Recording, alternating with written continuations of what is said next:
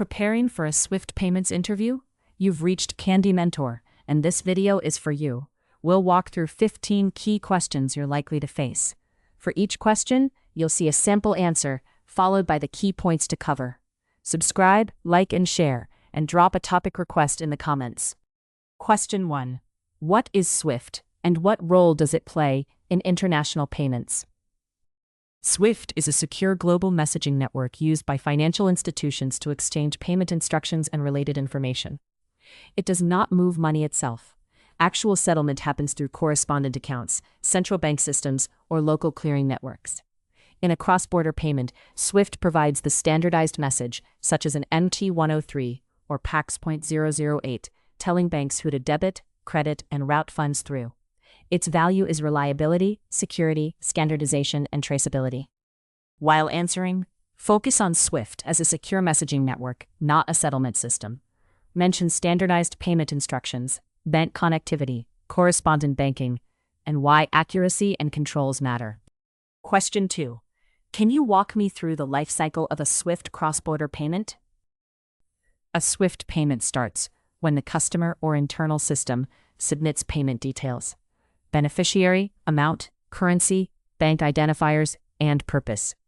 The bank validates formatting, available funds, cutoff time, and sanctions screening.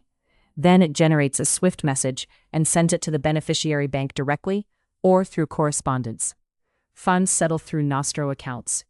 After execution, operations monitor acknowledgements, investigate rejects or repairs, and reconcile the payment against confirmations and account statements.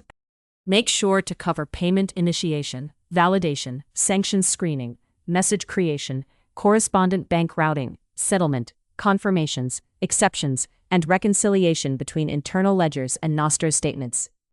Question 3. What is the difference between an MT-103 and an MT-202? An MT-103 is a customer credit transfer used when ordering and beneficiary customers are involved. For example, a corporate paying an overseas supplier. An MT-202 is a financial institution transfer, mainly used between banks to move funds. After regulatory concerns around transparency, MT-202 COV was introduced for cover payments where underlying customer details must travel with the bank-to-bank movement. The key distinction is purpose. MT-103 carries customer payment information, while MT-202 supports interbank settlement. In your answer, talk about customer versus bank-to-bank payments. When each message is used, the role of MT-202 COV, and why misuse can create compliance risk. Question 4. What are Nostro and Vostro accounts, and why are they important in Swift payments? Nostro and Vostro describe the same correspondent account from different viewpoints. If my bank holds a USD account with a US correspondent, that is our Nostro account. To the correspondent, it is our Vostro account on their books. These accounts enable banks to settle foreign currency payments without having branches everywhere. In operations, Nostro balances are critical because payments may fail, queue, or require funding if the account lacks sufficient liquidity. Be sure to mention correspondent banking relationships, foreign currency settlement, account ownership perspective, liquidity monitoring, reconciliation, and how Nostro funding impacts payment release. Question 5. How would you investigate a Swift payment that has not reached the beneficiary? I would first confirm the payment reference, value date, currency, amount, beneficiary details, and Swift message type. Then I would check whether the message was accepted, rejected, repaired, sanctioned, or queued internally. If sent, I would use the UETR or GPI tracker to identify the current bank in the chain. I would also review Nostro postings and any return messages. If needed, I would send an investigation message to the correspondent and keep the client informed. While answering, focus on a structured investigation approach. Verify status, check acknowledgements, review routing, inspect sanctions or repair queues, contact correspondents, use UETR tracking, and update stakeholders. Question 6. What is Swift GPI, and how does it improve payment operations? Swift GPI improves cross-border payments by adding end-to-end tracking and transparency. Each payment gets a unique end-to-end transaction reference, or UETR, which allows banks to see where the payment is, what fees were deducted, and when it was credited. Operationally, this reduces blind investigations because teams no longer rely only on manual correspondent queries. It also improves client service, exception management, and accountability across the payment chain. Make sure to cover tracking, UETR, payment transparency, fees, timestamps, final credit confirmation, faster investigations, and the operational benefit compared with traditional correspondent banking. Question 7. What checks should be performed before releasing a SWIFT payment? Before release, I would check that all mandatory fields are complete and correctly formatted, including beneficiary name, account, BIC, currency, amount, value date, and ordering party details. I would confirm funds availability, approval limits, and payment purpose where required. Sanctions, AML, and duplicate payment checks are essential. I would also verify cutoff times and routing instructions. The goal is to maximize straight-through processing while preventing fraud, compliance breaches, and operational losses. In your answer, talk about completeness, formatting, beneficiary and bank identifiers, funds availability, sanctions and AML screening, authorization, cutoff times, duplicate checks, and payment repair controls. Question 8. What are common reasons a SWIFT payment may be rejected or returned? Common rejection reasons include incorrect beneficiary account details, invalid BIC, missing ordering customer information, unsupported currency, or formatting errors in mandatory fields. Payments can also be held or returned because of sanctions screening, AML concerns, insufficient Nostro funding, closed accounts, or local market requirements like purpose codes. Sometimes an intermediary deducts fees or asks for clarification. Good payment operations means identifying the root cause, correcting it quickly, and preventing repeat exceptions. Be sure to mention invalid account details, incorrect BIC or routing, sanctions hits, missing mandatory information, insufficient funds, closed beneficiary accounts, compliance queries, and local clearing requirements. Question 9. Explain the difference between serial payments and cover payments in SWIFT. In a serial payment, the MT-103 travels through each bank in the payment chain, and each bank forwards the instruction to the next party. In a cover payment, the MT-103 goes directly to the beneficiary bank, while a separate interbank settlement message, typically MT-202 COV, moves funds through correspondence. Cover payments can be efficient, but they require transparency of underlying customer details. That is why MT-202 COV matters for sanctions and AML screening. While answering, focus on payment routing structure, message flows, MT-103 plus MT-202 COV, transparency of underlying parties, settlement speed, and operational or compliance implications. Question 10.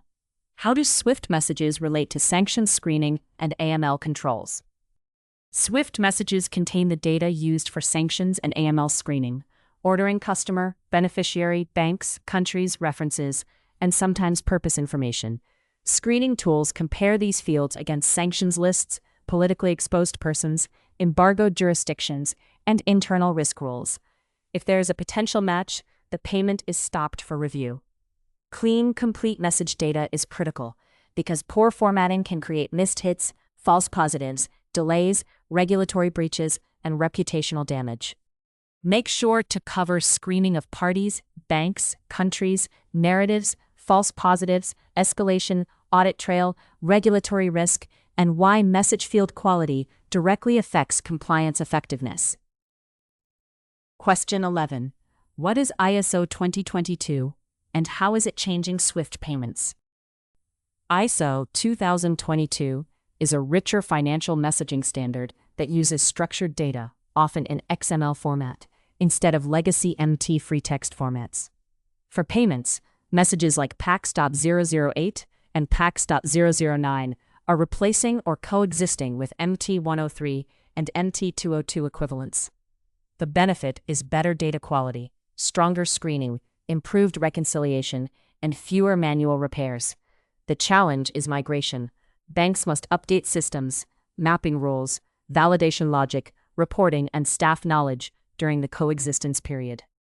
In your answer, talk about migration from MT to MX messages, richer structured data, PAX messages, compliance benefits, interoperability challenges, and operational readiness for coexistence periods. Question 12. How would you handle a SWIFT payment that triggers a sanctions alert? If a payment triggers a sanctions alert, I would not release or amend it casually. I would review the matched field, compare the customer or bank details against the sanctions list, and determine whether it is a false positive or potential true match. If uncertain, I would escalate to the sanctions or compliance team with full supporting information. I would document the review, avoid tipping off the client, and act only after an approved release, reject, or freeze decision. Be sure to mention stopping payment release, reviewing the alert, comparing data to sanctions lists, avoiding tipping off, escalation to compliance, documentation, and final release or reject decision. Question 13. What is RMA in SWIFT, and why does it matter? RMA stands for Relationship Management Application. It is SWIFT's authorization framework that controls which institutions are allowed to send specific message types to each other. For example, a bank may authorize a correspondent to send payment messages, but not other categories. RMA matters because it prevents unauthorized message traffic and supports correspondent banking risk controls. In practice, if an RMA is missing or incorrectly configured, valid payment messages may be blocked or fail before processing. While answering, focus on Relationship Management Application authorization, who can exchange messages, risk control, correspondent banking relationships, message category permissions, and preventing unauthorized SWIFT traffic. Question 4. How do charges work in SWIFT payments? And what do OUR, SHA, and BEN mean? OUR, SHA, and BEN define who bears payment charges. With OUR, the sender intends to pay all charges so the beneficiary receives the full amount, although correspondent deductions can still create issues. With SHA, the sender pays its bank's fees, and the beneficiary bears intermediary or receiving bank fees. With BEN, charges are deducted from the payment amount. In operations, these codes matter because fee handling affects client expectations, reconciliations, and payment investigations. Make sure to cover fee responsibility, how deductions affect beneficiary proceeds, correspondent bank charges, client expectations, regulatory or market practice constraints, and reconciliation of fee discrepancies. Question 15. What does goods straight-through processing look like in SWIFT payment operations? Goods straight-through processing means a payment flows from initiation to release, settlement, confirmation, and reconciliation with minimal manual intervention. It depends on clean client data, correct account and BIC details, automated validation, sanction screening, routing rules, and sufficient Nostro liquidity. The key metrics I would watch are repair rate, rejection rate, cutoff misses, investigation volume, and reconciliation breaks. Strong STP reduces cost, operational risk, client delays, and compliance exposure. In your answer, talk about clean source data, automated validation, standard routing, low repair rates, sanctions integration, exception queues, reconciliation, metrics, and continuous improvement. If you are still with us, congratulations, you are much ahead of the rest and serious about preparing for your interview. We hope we were able to add value to your preparation and create some helpful content. Do not forget to like and share this video. Your small act can do great things for us.